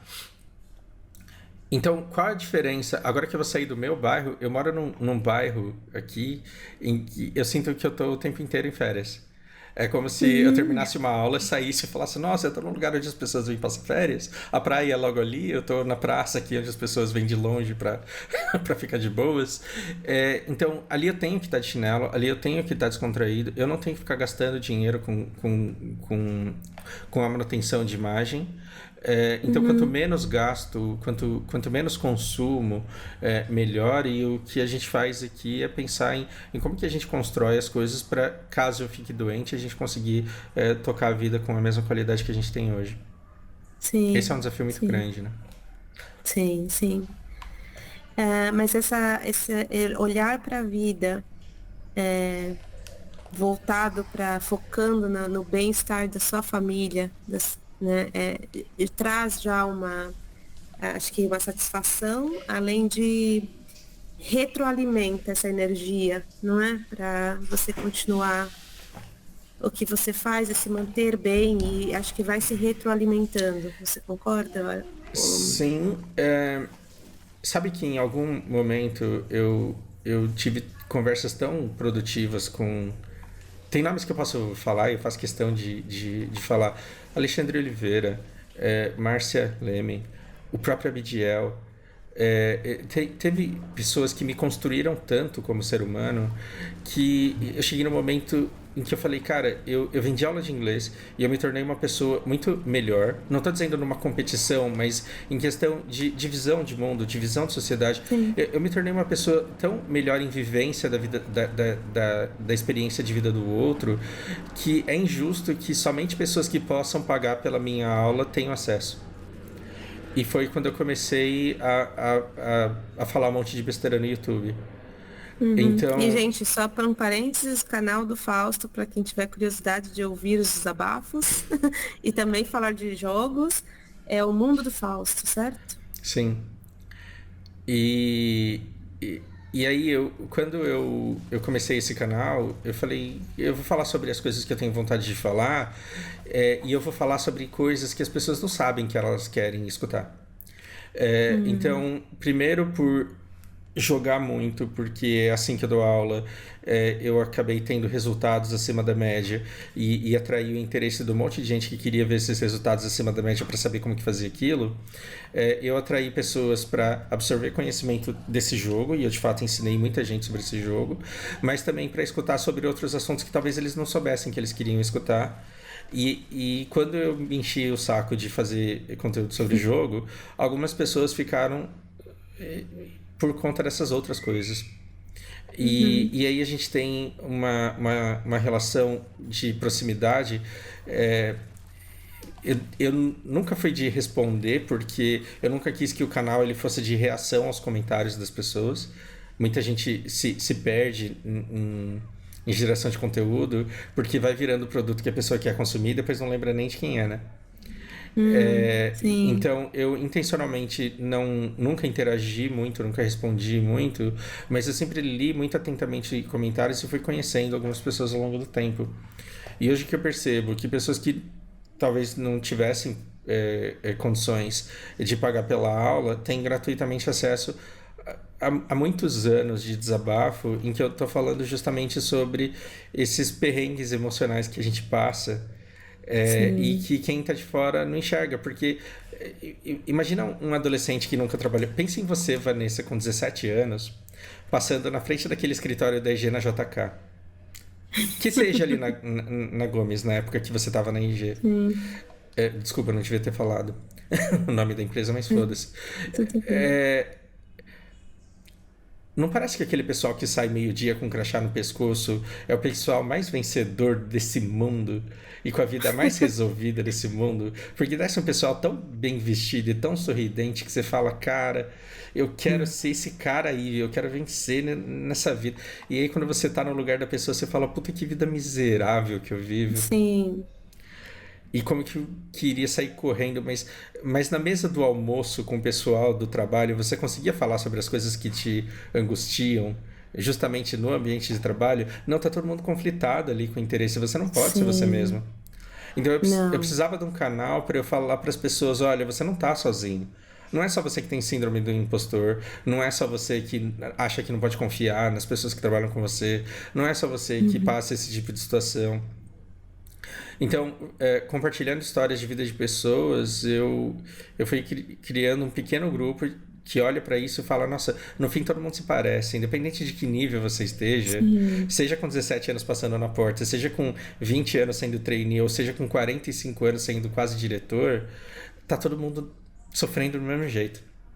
Sim, sim.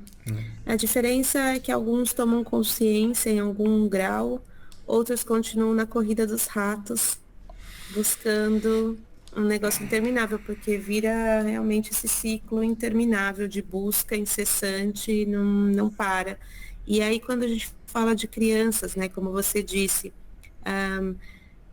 será que realmente abrir mão daquele full-time job? Será que abrir mão de alguns símbolos para cuidar de uma criança é realmente uma perda de tempo? Ou não? Porque quando você fala isso, principalmente na sociedade brasileira, onde é muito difícil, as coisas estão cada vez mais difíceis, acho que não vamos dizer que está pior agora do que antes, eu acho que desde que eu me conheço como gente, o Brasil sempre teve suas crises, e sempre para a classe média e para a classe baixa é muito difícil sustentar uma família. Uhum. E aí a necessidade cada vez mais de que pai e mãe estejam trabalhando é um fato, a gente sabe disso. É, não estou eu estou numa posição extremamente privilegiada e estou pisando em ovos para falar disso, mas trazer para a consciência que talvez uma vida mais sustentável, menos abundante, como você disse, valha a pena para que nesse mundo possamos criar crianças pelo menos a sua primeira infância, ter essa estrutura que ela precisa para enfrentar o mundo como ele está se desenvolvendo agora. E aí, pensar, se você estuda para ser pai e mãe, e se você cria essa consciência, se você atinge esse nível de consciência, talvez consiga achar essa solução, fechar essa equação, onde você vai ter o tempo necessário para dar o que essa criança na primeira infância precisa.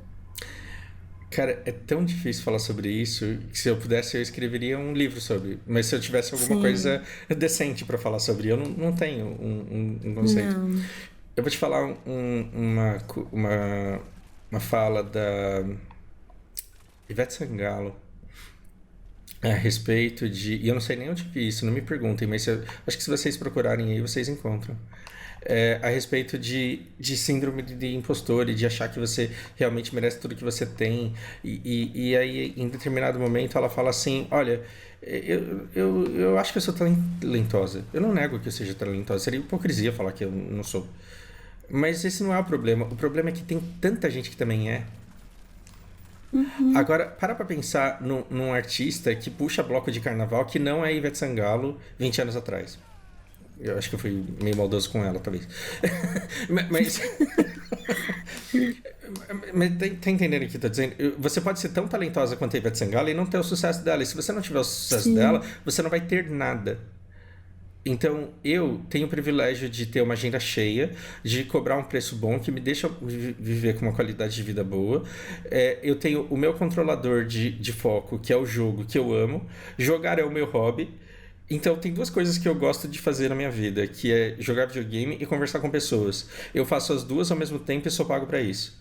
Aí o tempo que me sobra, eu amo poucas pessoas na minha vida. E eu tô o tempo inteiro perto delas. Aí eu falo, gente, eu sei como ser feliz. E felicidade é uma palavra difícil, porque não tá no meu gene, lembre disso. Sim. Como que eu, com tudo isso que eu tenho, ainda falo, eu preferiria não existir do que existir? Não parece uma ingratidão e uma puta falta de respeito e de empatia com o outro? Tudo isso, eu entendo. Mas eu também não posso chegar pra pessoa e falar assim, eu descobri como que vive a vida. Não. Seria mais ou menos a Ivete Sangalo chegar e falar assim, gente, é só você puxar bloco de carnaval. Sim. Então, eu não tenho uma receita porque foi uma série de fatores. Se o Brasil não tivesse esse valor simbólico enorme que tem por inglês, porque não é só demanda de trabalho, eu não teria trabalho. Se a gente não fosse deslumbrado com a cultura oriental como a gente é, e a gente já conversou sobre isso aqui, eu não teria a demanda que eu tenho. E também isso contribui. Então, eu ter sido descendente de japonês, ter morado 10 anos no Japão, ter conseguido facilmente influência num idioma que para a maioria das pessoas é difícil. Eu ter vivido a vida corporativa japonesa, me fudido numa sociedade que é uma das linhas que a gente poderia seguir e dar errado. E eu ter vivido, através dos alunos que eu tive, a vida corporativa brasileira, e tá imerso nesse negócio de ficar entrevistando o candidato para ver o inglês deles, isso me deu uma vivência meio que única, que faz com que a minha demanda de trabalho ela se retroalimente. Então eu não posso falar assim, olha, você tem que viver a vida que eu levo, porque é uma jabuticaba muito específica. E aí eu também não posso dizer, olha, você tem que se desapegar dos valores simbólicos de aparência, de status, de suposto conhecimento, porque se não fosse por esses elementos, talvez eu não tivesse desenvolvido coisas que me trouxeram, não teria conseguido coisas que me trouxeram até aqui. Então, ó, eu tô de camiseta, é desse jeito que eu dou aula. Não vou nem mostrar embaixo da mesa. Como eu trabalho é de um jeito, mas talvez se eu não tivesse me vestido do jeito que eu me vesti, se eu não tivesse ostentado conhecimento do Japão na época em que isso tinha valor, se eu não tivesse ostentado conhecimento no momento em que determinados alunos ali na IG estavam pensando quem que eles iam contratar para dar aula para eles, se eu não tivesse esses símbolos para mostrar, talvez eu não teria desenvolvido as capacitações que hoje me permitem não ter que me apresentar para o meu aluno e simplesmente começar a dar aula para ele, porque ele já veio recomendado por alguém. Então, eu não tenho o direito de dizer para você assim, olha, você não deveria gastar dinheiro com roupa cara, não. O que eu não posso dizer, o que eu tenho que dizer é que só a roupa cara não vai dar. Sim. Porque gente com roupa de marca oferecendo serviço, com carro de marca oferecendo serviço, Tem com vários, objeto, tem tem muito. muita gente. Então, você precisa da embalagem, mas você também precisa do produto. Agora, as receitas de produto na nossa sociedade hoje, elas estão completamente bugadas. Então, eu vou te contar dois casos sem falar o nome. Duas pessoas que acreditaram nos pais, na receita de sucesso dos pais, e que se deram profundamente mal na vida. Então, você vai ser médica, você leva jeito para isso, por quê? Porque médico era uma profissão absurdamente valorizada, mas você vai se formar na USP, porque é isso que forma vencedores. Isso foi verdade na década de 80, na década de 90, talvez na década de 2000. Hoje, quem sai da USP está com o futuro garantido? Eu tenho as minhas dúvidas. Mas, 6 anos de cursinho. Sim. Então, você entra com 25 anos numa faculdade para estudar mais 8 anos e você vai sair dessa faculdade, se você não for um médico muito bem especializado, se for difícil você entrar na faculdade, talvez seja difícil você se formar. Se você se formar com essa galera que se formou com você, vai ser difícil você se destacar num segmento da saúde. E se você não se destacar num segmento específico da saúde, você não vai ficar milionário. Então, é 6 anos de cursinho, 8 anos de faculdade, contando o tempo de residência, para ficar olhando para a Alana e falando: como você nunca deu vitamina para ela deve estar anêmica, eu vou te passar aqui 5 sessões com nutricionista para ganhar 30 conto por isso. Então, esse modelo é garantia de sucesso? Não. Aí o outro que fala, não, você tem que ver que faculdade. Então você vai fazer USP e vai fazer pós na GV. Tô dizendo que USP é ruim e que pós na GV é ruim? Não, é maravilhoso isso. O que eu tô dizendo é que o lugar onde a cozinha não tá fazendo diferença mais, quer dizer, não está sendo determinante na elaboração do produto que você vai ter para oferecer. Só a faculdade, só ir lá todo dia, só estudar de casa todo dia, não vai fazer com que você consiga enxergar a demanda que a sociedade tem por determinados serviços específicos. Sim. E aí não tem roupa bonita no mundo que convence a pessoa a continuar comprando uma coisa que ela experimentou uma vez e viu que não serve. Com certeza. Então, não é que eu sou contra a educação, eu sou contra essa crença de que você se dedicar completamente a um curso vai inevitavelmente levar você para o caminho do sucesso, porque a gente tem uma leva de gente se formando na universidade completamente inepto e que não consegue interpretar um texto básico, simples. Essa pessoa não vai conseguir sucesso na vida corporativa e não vai conseguir empreender. Agora, se você ficar...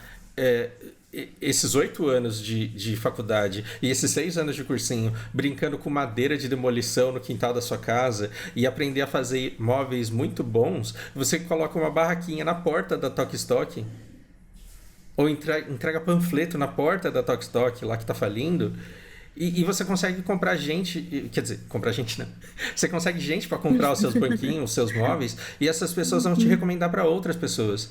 Então, tem um produto bom e depois sabe apresentá-lo. Então, se você quer vender canjica no meu bairro, você não vai usar a camisa que eu usava para vender aula de inglês na Vila Olímpia.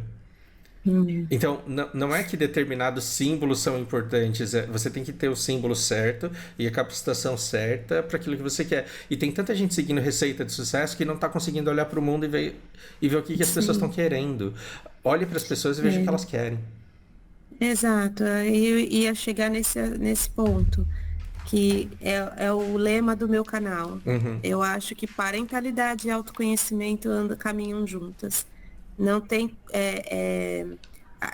o nível de consciência que eu vejo as pessoas caminhando como robozinhos, seguindo receitas dos outros, não se conhecem, não sabem o que realmente querem. É um trabalho árduo, vai lidar com várias sombras, vai ser incômodo, mas você vai fazer bem para si mesmo e para o seu filho, né? Então, e ser um melhor pai, né? E dar exemplo, porque não se cria filhos com autoridade, cria-se filhos com exemplos. Eu acho que até a ciência está provando isso por A mais B. Fausto, muito obrigada pelo seu tempo e, como eu disse, ficaríamos aqui mais umas 2, 3 horas falando sobre isso e divagando, porque tem muito assunto. Quem sabe faremos uma parte 2 ou parte 3. ou fazemos uma continuação no seu canal. Eu...